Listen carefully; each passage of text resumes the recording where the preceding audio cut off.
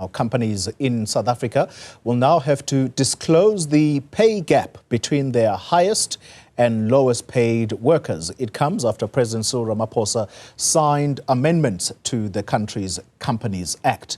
The South African Clothing and Textile Workers Union, or SACTWU for short, is here now to react to this particular signing of these amendments. The representative of that union is Etienne Vlok, who joins us from Cape Town. Mr. Vlok, good evening to you and thank you for your time. Let's start with the union's either reaction or attitude towards these amendments that have now been signed into law, and key among them is that important disclosure of the payment gap between the highest and lowest paid worker. Thank you very much for having us. We're delighted with the signing of this bill. It was negotiated some time ago at NEDLAC, went through the process in Parliament and ultimately ended up on the President's desk.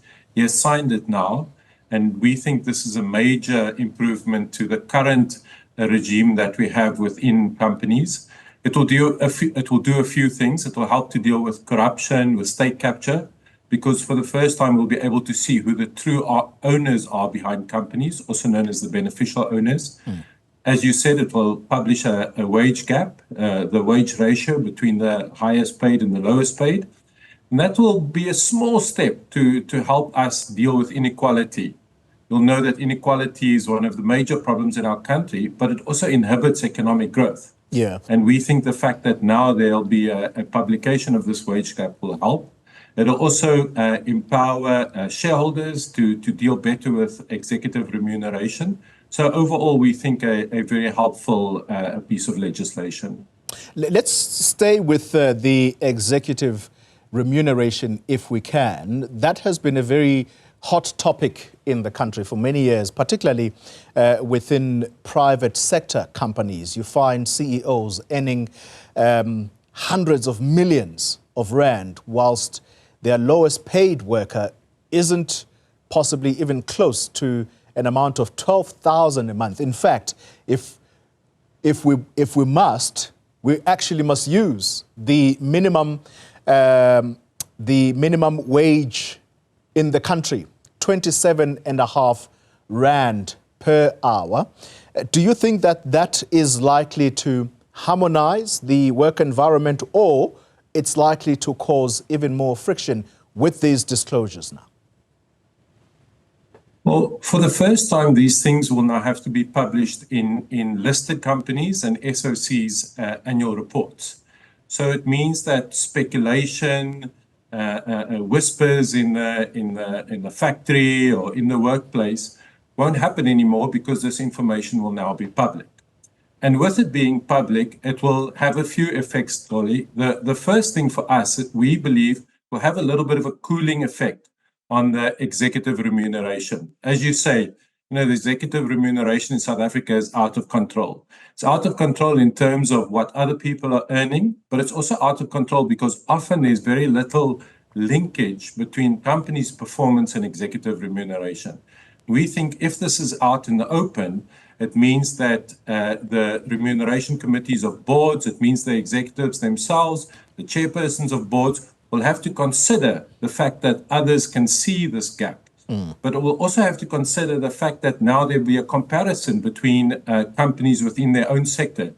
And if it is that their company is the ratio in their company is totally different from others, there'll be questions by workers and questions by shareholders. Yeah, and while the intention of the amendments are very clear to enhance transparency and ensure that there is equality, if you like, even though that may never really come to pass, there are those who worry, Etienne, that there is going to be the unintended consequence of executives going overseas to seek opportunities there, because in those countries, it is assumed there are favorable remuneration policies. Do you not worry about that?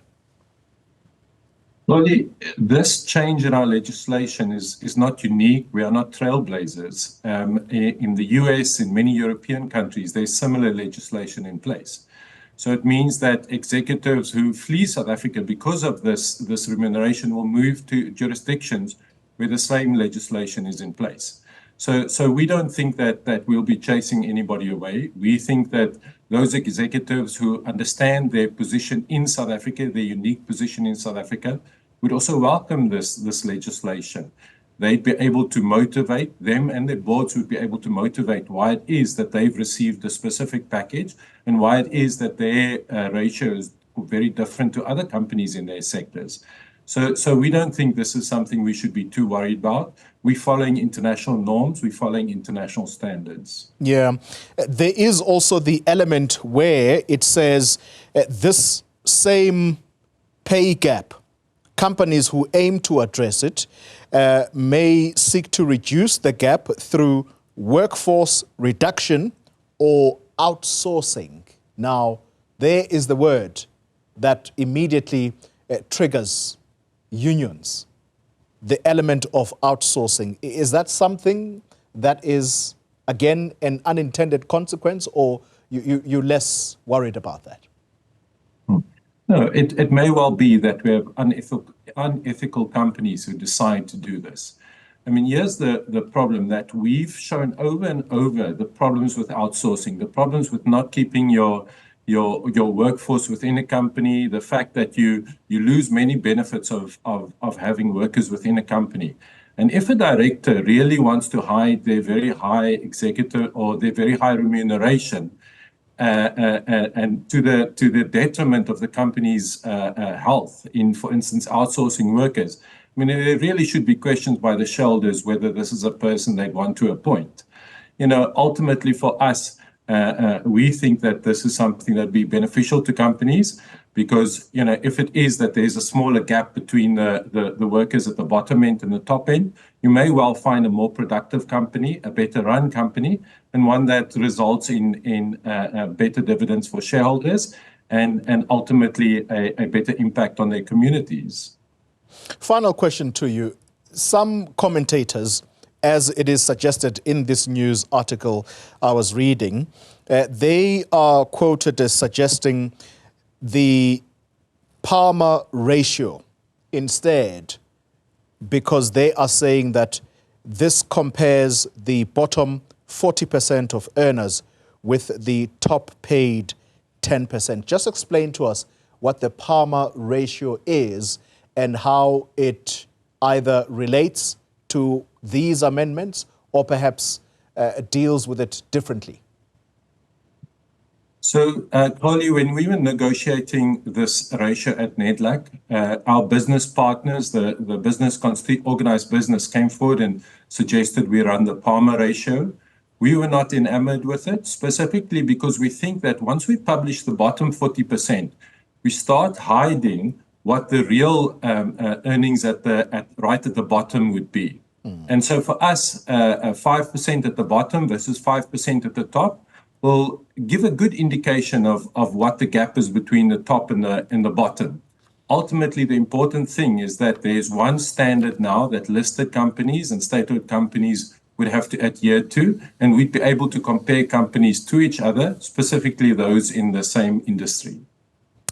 Etienne Vlok, let me thank you very much for your time, a representative of the South African Clothing and Textile Workers Union, SACTWU for short, reacting to the amendments that were signed into law by President Cyril Ramaphosa.